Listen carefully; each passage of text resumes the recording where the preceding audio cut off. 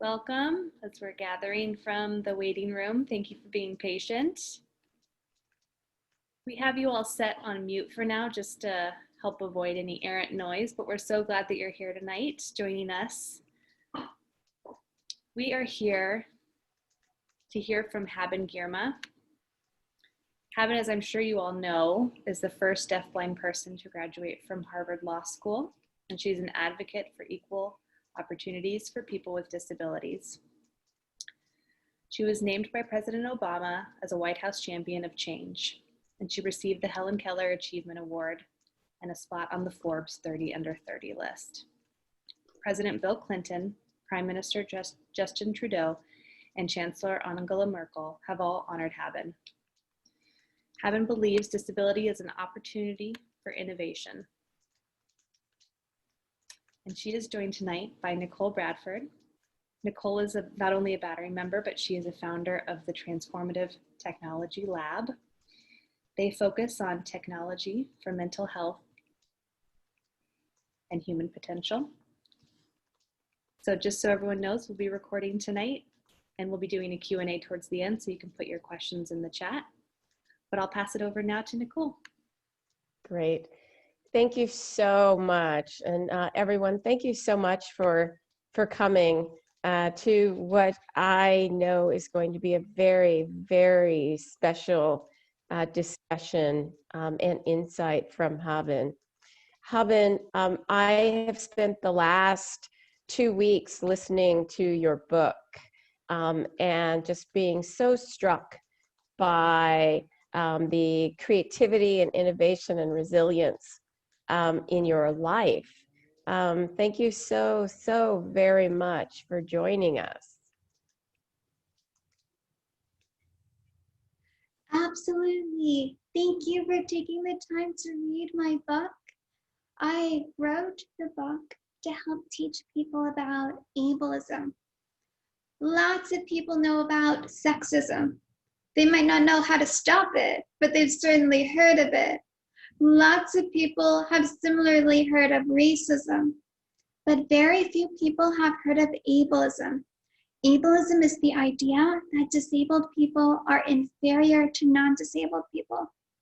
We're not inferior, but that assumption that disabled people don't matter is baked into our technology, baked into our policies, our schools, our workplaces. If we can learn to identify it, we can work on removing it from society. So my book is a collection of stories, funny stories, engaging stories that teach people to spot ableism. And then that helps people become advocates to remove ableism. And the title of my book is Haben, the Deafblind Woman Who Conquered Harvard Law. I chose that title because I want people to know I'm still disabled, I'm still deafblind. There's this myth that I overcame my disability. I did not overcome my disability. It's Harvard that had to overcome its ableism. I love that. Well, one of my favorite stories from your childhood was the trip that you took to Mali to build homes. And my favorite story was when one of the men is digging the latrine, and you jumped down the latrine and worked harder and longer than anybody else, and no one had expected a girl to do that or any of those things. Could you talk a little bit about that trip and what it taught everyone around you about their ableism?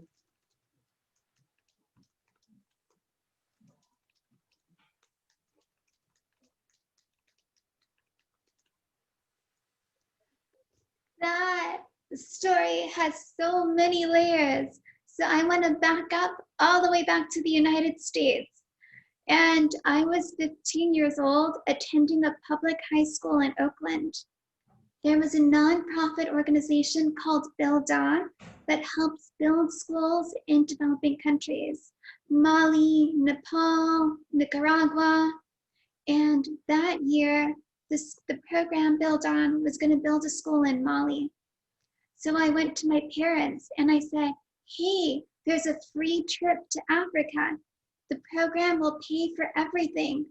The flights, the stay, the food. All you have to do is sign this paper. My parents said no.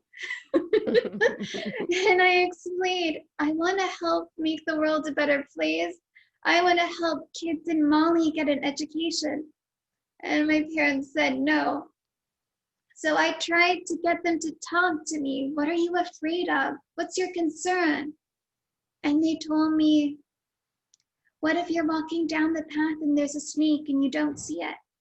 Then what happens? They're right. If there was a snake on the path, I wouldn't see it. By the time I noticed it, I may not still be alive. So my parents knew that I was afraid of snakes. So they pulled up that snake argument to try to talk me out of going to Mali. But I told them, we have snakes in California. There's snakes everywhere. I'm not gonna refuse to go outside just because there may be a snake. I don't want fear to control my life. I want experiences, connection to be meaningful in my life. They still said no. So I recharged, reanalyzed, and I figured out that because I was 15 years old, they didn't believe that I knew what was best for myself. As a 15-year-old, of course I thought I knew what was best for myself, but I wanted to get an advocate, a supporter to help vouch for me. So I went to the program manager, an adult who was sighted and hearing, and she talked to my parents, talked them through their fears, and eventually they agreed to let me go to Mali. I went to Mali. I do not know exactly how I would build a school, but the other American students also didn't know how to build schools. We were going to learn together, and that's the point. Don't be afraid of the unknown. Lean into the unknown, and you'll figure it out. You'll come up with solutions. So I was physically digging with shovels. Nicole, you brought up the specific incident where they were digging a large pit to build a latrine for the schoolhouse. And the other girls on my team did not want to jump into the pit that was going to become a latrine. But I wanted to do as much as I could. And, you know, using a pickaxe, that's something I can do. So I was happy to jump in, pick it up, and start working. I did not know at the time how unusual it would be for, I don't think I fully recognized that all the other girls were avoiding the situation. And one thing I didn't know is that people were getting assistance getting in and out of the deep pit. So someone was physically helping me get in and out, which is awkward and uncomfortable when you're a 15-year-old girl. So I think if I'd had that additional information, I may have reconsidered.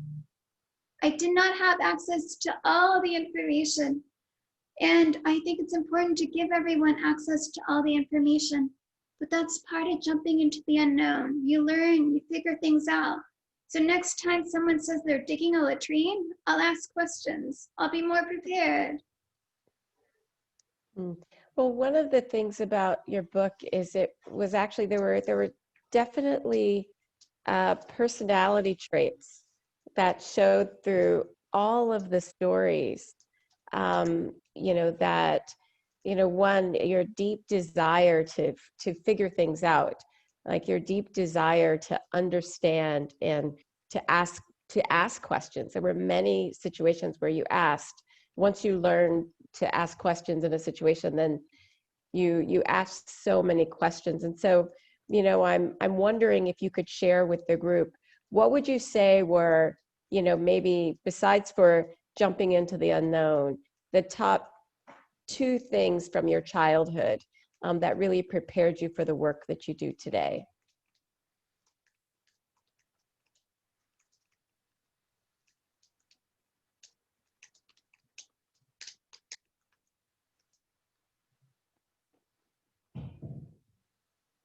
not sure I exactly intentionally seek out the unknown to jump into it.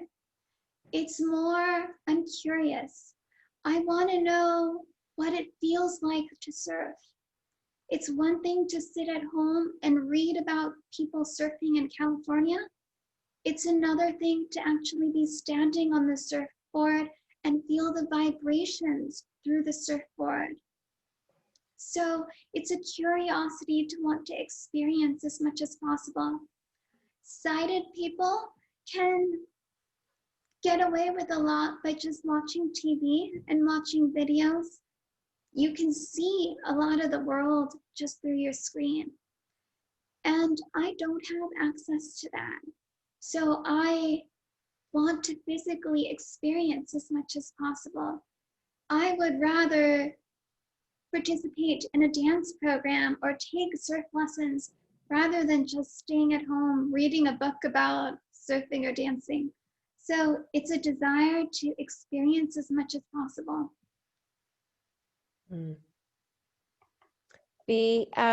I love that, and I feel that resonates with me so much. I feel such a strong affinity with you. I would love to move forward to law school. And earlier, when you introduced yourself, you said that, you know, Harvard got a chance to conquer its ableism. Can you tell us a little bit about and share with everyone about going to Harvard and what that experience was like and what it taught you?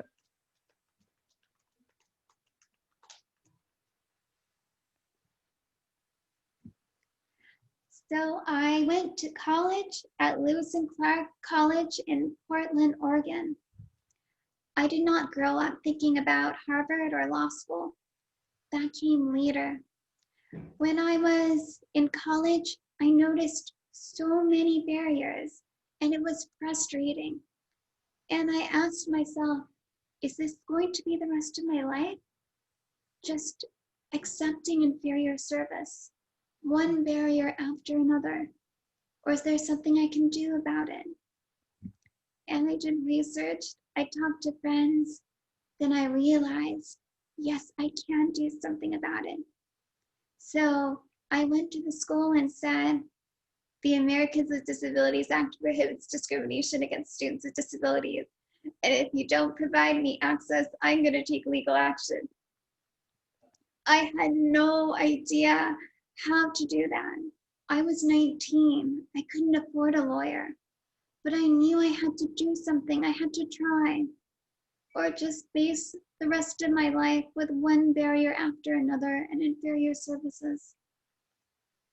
The college apologized the next day and promised to start providing me access to the menus. This specific access barrier was a lack of access to menus at the cafeteria.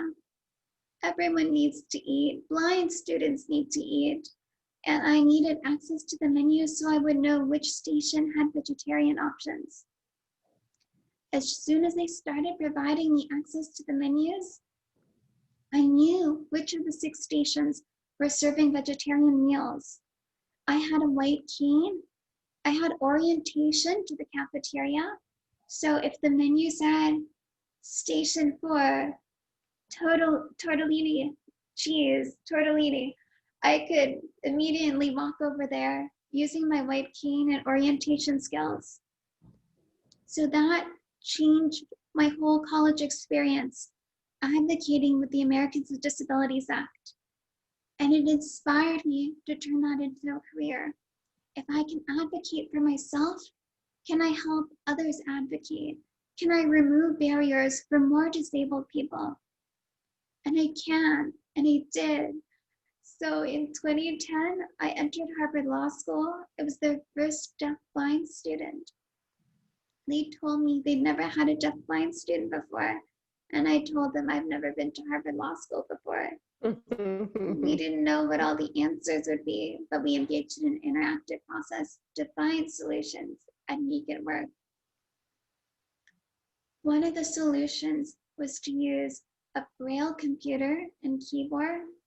I'm actually still using the system. I'm holding up the Braille computer. There are dots along the bottom. So I run my fingers over the dots. There's combinations of 6 dots that makes a character. And my finger quickly glides over the character, identifies it. Characters form words, sentences, books. So this is how I accessed textbooks and exams during law school. I also used it for conversation, and I remember using it the very first time, putting a keyboard. So this Braille computer is connected to a wireless keyboard, and I would put the keyboard in front of someone and say, type what you're saying, and I'll read the words in Braille and respond back with my own voice. Some people jumped right in and started typing, especially millennials, because we're used to instant messaging, texting, emails. But there were also people who were like, that's weird. Oh no, sorry, I'm not very good at typing. Most people can type, even if they make typos, even if they're slow, they can type. The point is to use the abilities you have. Really examine all the abilities you have and maximize those abilities to connect with others. So if someone says to you that they can't hear you, but they can feel the words, engage with that person. Find a way of giving your abilities and that person's abilities. So there were students who would do that and professors who would do that, but there were also potential employers who would just walk away and refuse to engage. And that was incredibly hurtful. I'm still using the system, and there are still people who are like, that's weird, I'm not gonna type. It's disappointing. I'm hoping we'll reach a future where more people are inclusive and willing to engage, regardless of whether people have different abilities. How has and then so after Harvard, you've continued this work of working for rights, for abilities rights. Could you tell everyone a little bit about the work that you're doing now, and that you've done since Harvard? It's been quite a large body of work too. So when I was in Harvard Law School, I did a lot of research focused on technology and the Americans with Disabilities Act. There's this assumption in tech that the ADA does not apply to tech. Robots, AI, all kinds of tech, smart cars. People are assuming that the ADA doesn't apply, but the ADA does apply. It's a broad civil rights law. It prohibits discrimination on the basis of disability. It's broad enough that there's flexibility for tech developers to continue innovating, to come up with new solutions. But as you come up with solutions, include disabled people. We want to be part of the future. All new, exciting, emerging tech, design it with disability access in mind. If you wait for later, after the project is completed, it's going to be harder and more expensive to try to make it inclusive. It's easier to make it inclusive if you design for access from the start. For example, skyscrapers. Imagine designing one, then building one. Then after you've completed the large, tall skyscraper, then deciding to add wheelchair access with elevators. It would be much more efficient and save money and time to design the skyscraper from the start with elevator access. Same with digital accessibility, new tools, apps, websites, design them with access in mind. So I started out doing this work in law school and then continued after law school. I worked at a law firm in Berkeley for several years that does disability rights litigation, suing companies that violate the ADA, including tech companies. And then afterwards, I left the law firm to focus on consulting and education. Because if I can teach people to do the right thing and save them from dealing with litigation and lawsuits, that's a huge win, both for tech and the disability community. Because accessible tech benefits everyone, disabled and non-disabled people. Mhm. What are the, can you name 2 or 3 products that have done the best job at being accessible to all? Tech products. What are your favorites?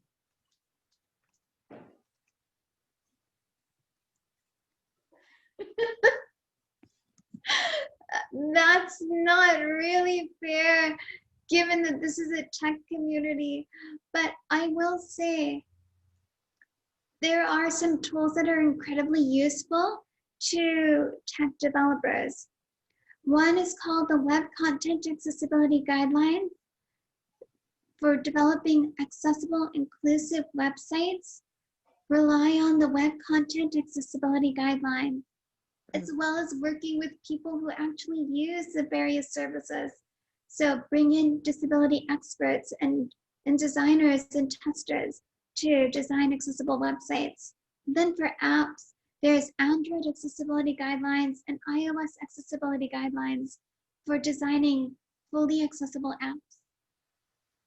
Mm. And when you first come upon, say, a website, what is the absolute worst thing? Don't name any names, but what is the thing that it's like the absolute worst thing someone can do with a website or a tech product? If there's just one thing.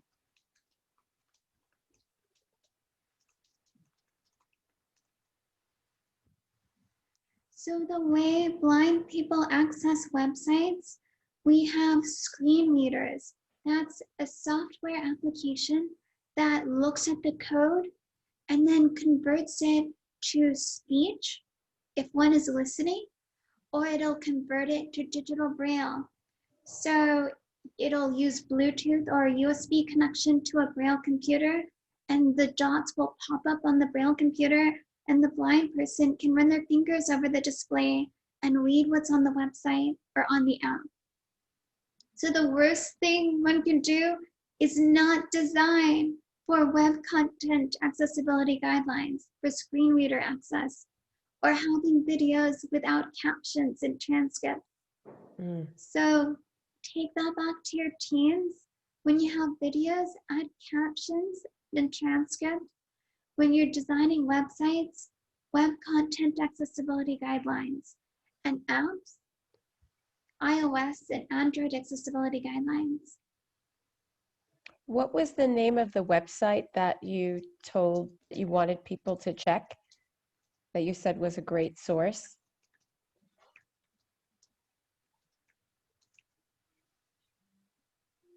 Many people are asking.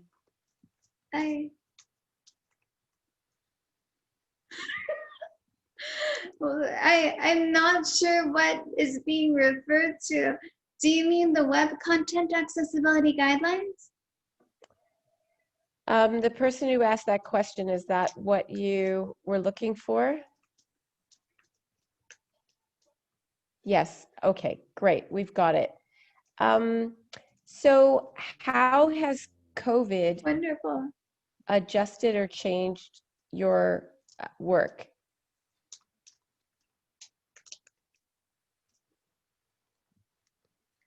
More work is now online.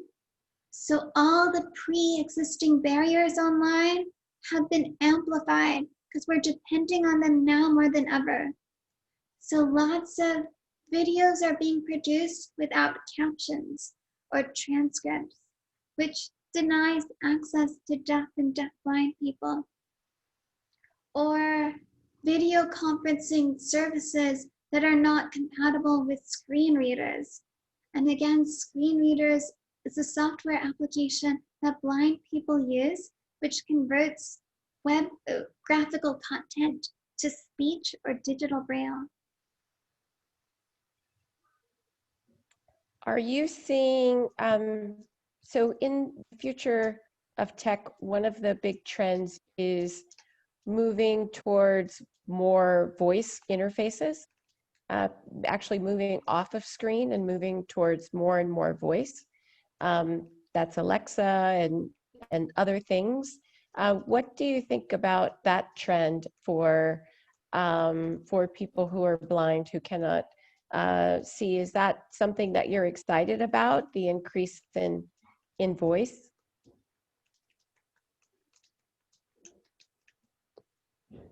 No, not personally for me. I have not had a good relationship with Alexa or Siri. They struggle to understand me. I wonder if it's sexist. Maybe it's because I have a high frequency voice and these services have not been fully tested with women. Maybe more men work on the testing teams than women, or they don't have a wide enough range of voices to test with.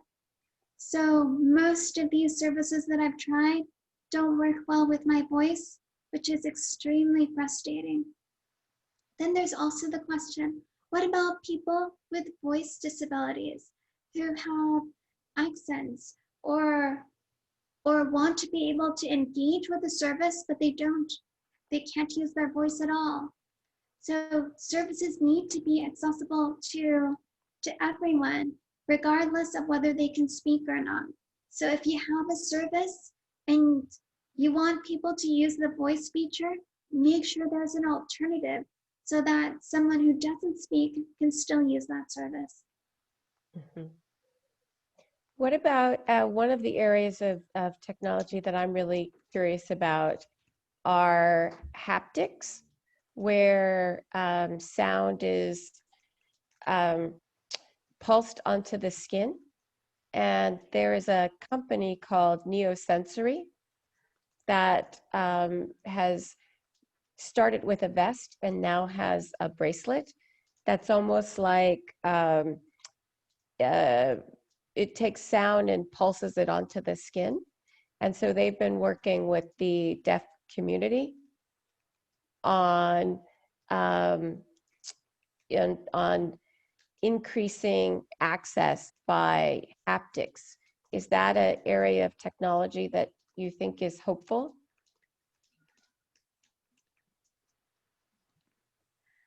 I have lots to say about that, but one moment, a tech issue. Gordon, can you go around and plug in the cord? Excellent. So haptics is exciting for me. I have been developing tactile intelligence all throughout my life. I use touch more than most people for dancing, for surfing. So this is a story that was in a book. When I was maybe 14, I attended a camp for the blind in Napa, California. Some people go to Napa for wine, but I actually go there for camping. And when I was there, I met a dance instructor, a blind dance instructor, and she taught me there are many different ways to access music and dance. Someone who is deaf and can see the other dancers and see the beat, or they could watch the hands of the musicians to see the beat. Someone who's blind and can hear the music and respond and engage to the music. As a deaf blind person, I couldn't see the other dancers.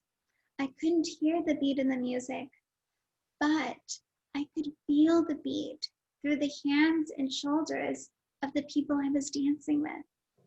And that's how I was introduced to salsa. And since then, I've continued with other dances, swing. I used to go swing dancing every week until the pandemic started. And it's one of the things I miss the most right now, social dancing. It's a beautiful way to connect with people, express joy, and get exercise. So haptics, there's so many different ways we can access information through our skin.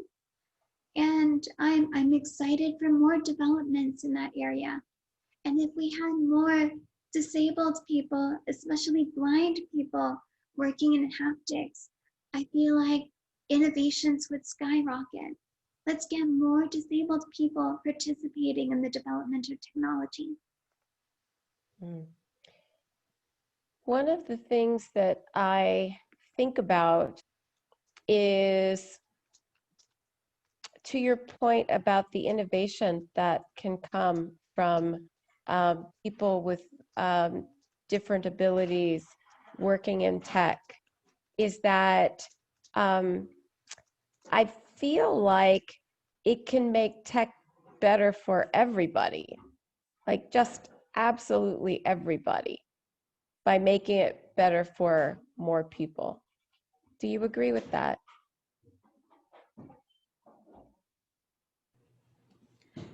Yes, when we develop tech, we bake our biases into that tech. So if our development team is all non-disabled white men, biases are going to get into that tech. The more diverse our teams are, the better our tech will be, and we'll also get new ideas that benefit lots of different people. For example, captioning on videos helps deaf individuals. Studies by Facebook have shown that videos with captions reach a larger audience. Hearing people are drawn into videos when they see the captions. A lot of videos are silent when they first appear, so captions are a way to draw people in, both hearing and deaf. And that's an example of how a disability feature benefits the entire community. This concept is called the curb cat effect. It came out of the city of Berkeley when Berkeley installed curb cats so people who use wheelchairs can easily get on and off the sidewalks. It increased freedom and mobility for people who use wheelchairs. It also benefited parents pushing strollers, travelers with luggage. Kids with skateboards loved the curb cats. So when you add a disability feature into technology or sidewalks, you benefit the entire community. And this is called the curb cat effect. There are some people who are working on technologies that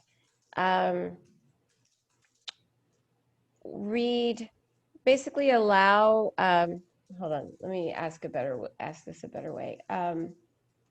So about 7 years ago, the ability to reconstitute what people are thinking into a picture from brainwaves. It's one of the things a company called Open Water has been working on, but other, it's been replicated in many labs. And so some of the people who are working on it are envisioning a future where if I want to show you something, I can think a thing, and it turns into a picture, and eventually that picture could be sent directly to your brain, or if someone didn't have the ability to speak, they could think, and they could show someone what they are thinking. It's more science fiction, but what are the things that you hope for, um, for technology, not just to fix the tech that we have now, to make it more accessible, but what are the technologies you'd like to see 10 years from now, 20 years from now?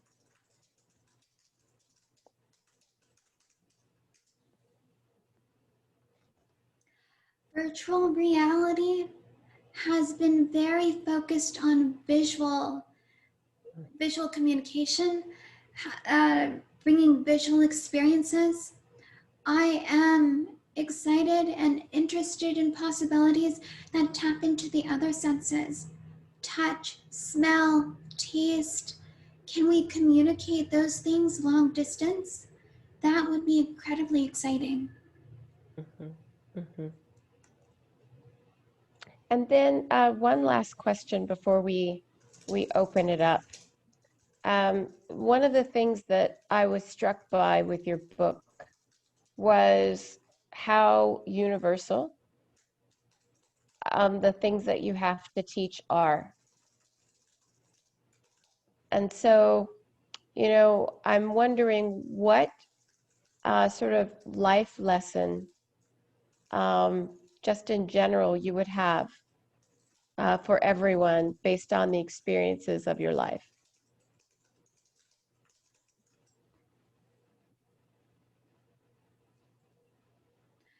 One lesson to take away is to build your own path rather than waiting for people to carve out a path for you.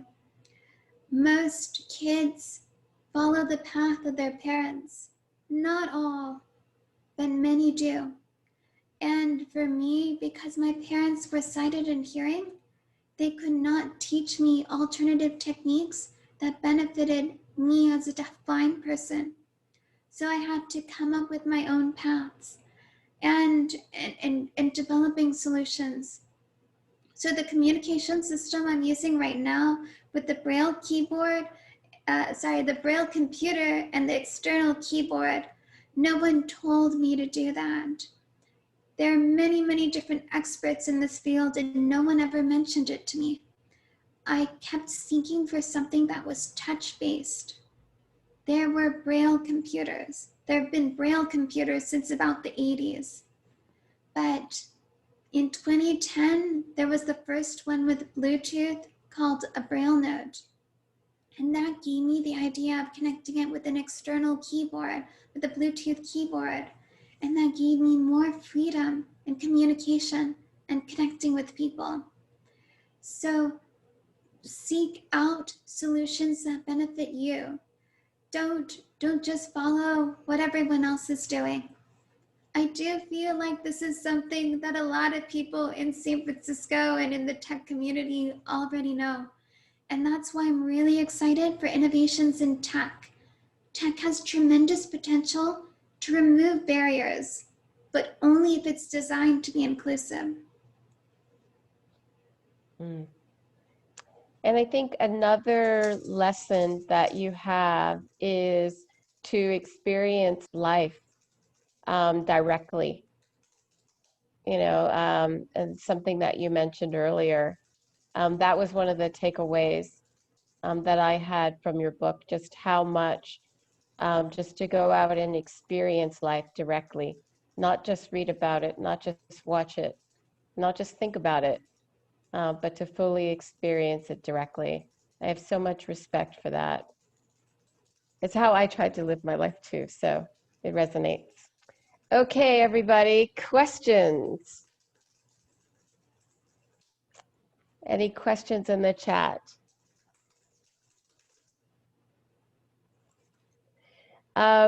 So one of the questions, Haben, is, have you shared the Braille computer you're using with other organizations? And have you been able to distribute it?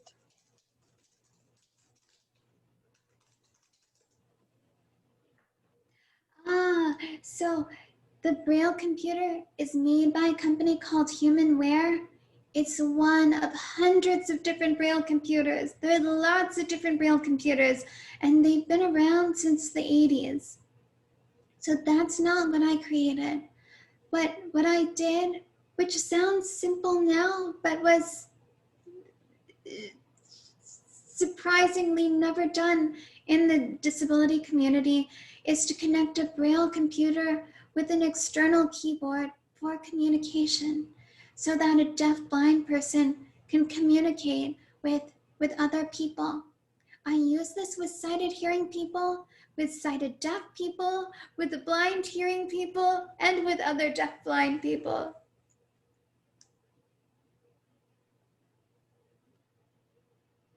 One of the people in the audience has says, Haben, you are a ray of possibility and sunshine during this dark time.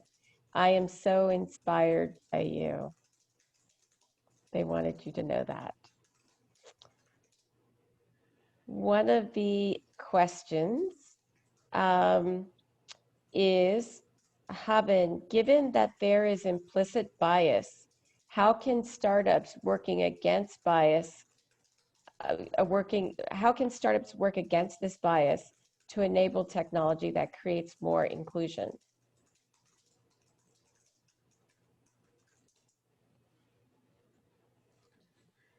Research. There are many resources out there, such as guidelines. Guidelines are a great starting point, like accessibility guidelines, but they don't compare to life experience and expertise by disabled researchers. So strive to bring disabled experts into your team. Hire designers with disabilities, engineers with disabilities, managers with disabilities. The more diverse your team is, we also want Black designers and people of color as part of the team. And the greater the diversity, the more different perspectives and ideas will create exciting new devices and services. Thank you. Another question is, what is the mental framework that you use to acquire new information and ideas? Sort of what is the organizing principle in your mind of how you learn?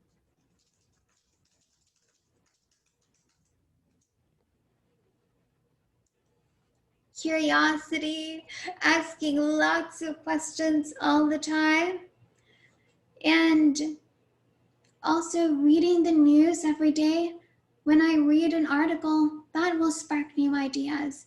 So I end up doing research after reading articles because it'll spark new ideas. Stay informed, stay connected with people, have friends who are different from you. If all your friends are the same, you're less likely to come up with new, innovative things that teach you something. So have a diverse community that where you can learn things from. The last year at my conference, Haben, I had a hearing aid company called Sharky, and they have a hearing aid that translates into 27 languages, also allows people to hear across the room. It was extraordinary. And I had the person there because the hearing aid also does natural language processing and can it had a lot of layers to support people with loneliness and social emotional support with their families. But at the end of the presentation, the number of people in the room who did not have any challenges with their hearing, everyone who could hear really well also wanted the hearing aid because it was so amazing and powerful. What are your thoughts on, technologies that are people typically think of for people with challenges being used by everybody? Like maybe even for superpowers.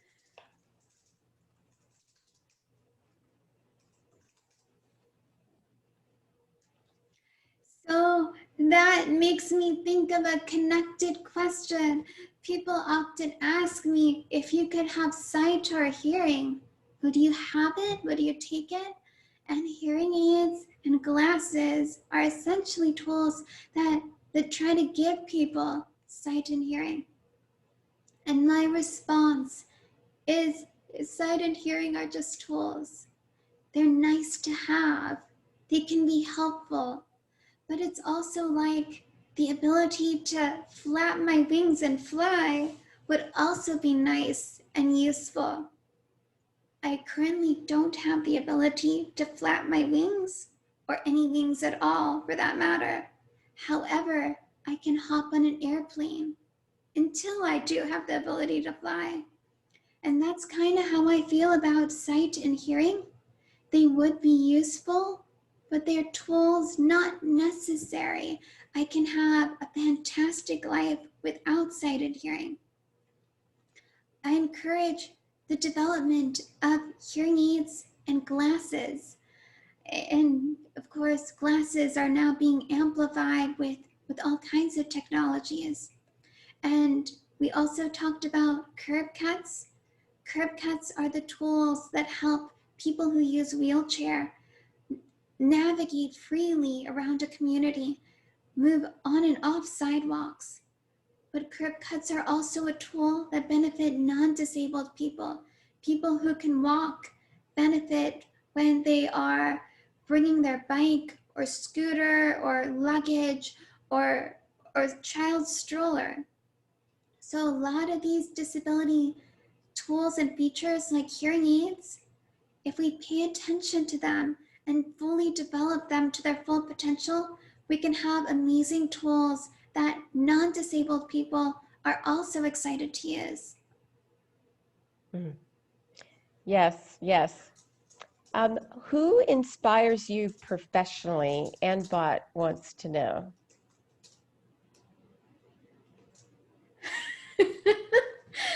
Well, there are so many amazing disability advocates. One person who inspires me is a woman named Mizun Saeed. She is a storyteller, a comedian, and a disability advocate. I know from personal experience, humor is a powerful tool. There's a lot of awkwardness around disability. People get nervous about what word do they even say? Do they say blind, sight challenged, vision impaired? And that uncertainty can freeze people up and just stop the conversation entirely. If you can insert humor into that conversation, though, it allows people to relax. And once they've relaxed, then you can offer pieces of wisdom that'll stay with them. So in my book, there are lots of funny stories throughout my book because I use humor in my real life, and my book is made up of real life stories and experiences. So humor is a powerful tool, and that's one of the reasons I admire Mizun. Yasmin would like to know how students and teachers can make classrooms and social spaces accessible for community members who are deaf and or blind.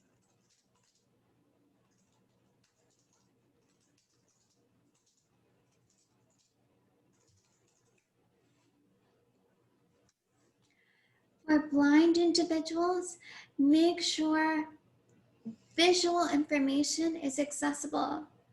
So if you're gonna play a film at a class, in a classroom or on an online class, make sure the film has audio description. Audio description is spoken narration of key visual details. For example, in the film The Lion King, there's lots of scenes where there's no dialogue, but just lots of visuals of the animals and the scenery. So the audio description would provide visual description so that blind students who are watching know what's going on. Sometimes it's also text on screen. Key information might appear as text on screen, or maybe someone nodding, important visual facial expressions. All of that is critical information that changes a story. So have films with audio description, and Netflix and other video programs usually have a list or a note of which films have audio description. And for deaf students, captioning, make sure there's captioning. Some students, the community is very diverse. Each deaf student is different. Someone might be deaf and use a hearing aid, and plus may combine that with lip reading. Another person might use sign language and rely on signed communication and ASL interpreters. Another person might use captioning. For every community, ask people what they need.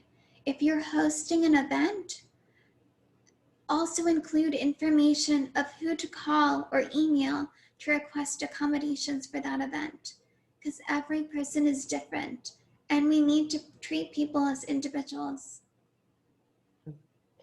The in shelter in place, how have you been spending your free time?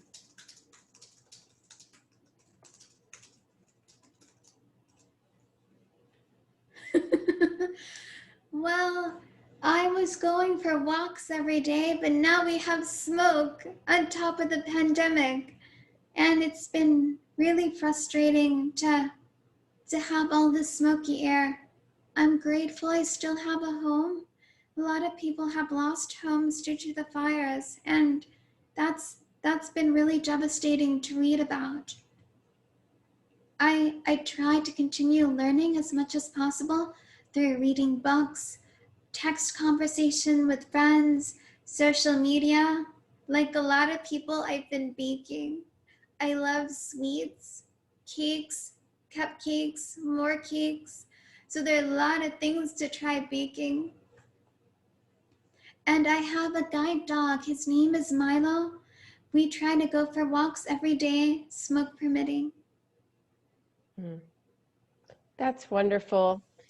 Well, Haben, we're so fortunate to have had some time with you today. And I think that, you know, in such challenging times, you know, you're even more inspirational than you might even know. So thank you very much. I want to add, if anyone feels inspired, ask yourself, what are you inspired to do? Tap into that emotion and allow it to lead you to action.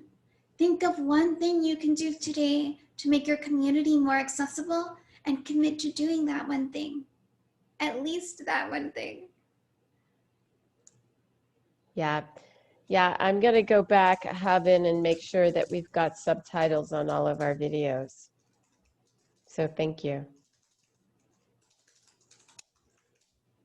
You're welcome. Okay, everybody, I think that's it. Thank you so much for coming. Thank you for the great questions in the chat. And, you know, and all of the people who Haben, there were so many more people thanking you for the work that you've been doing. Lots and lots of thanks.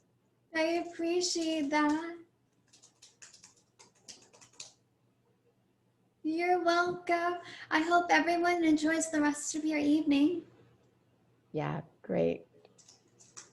Okay, everyone. Thank you. That's a wrap. We're at the end. Goodbye, Haben. Thank you so much.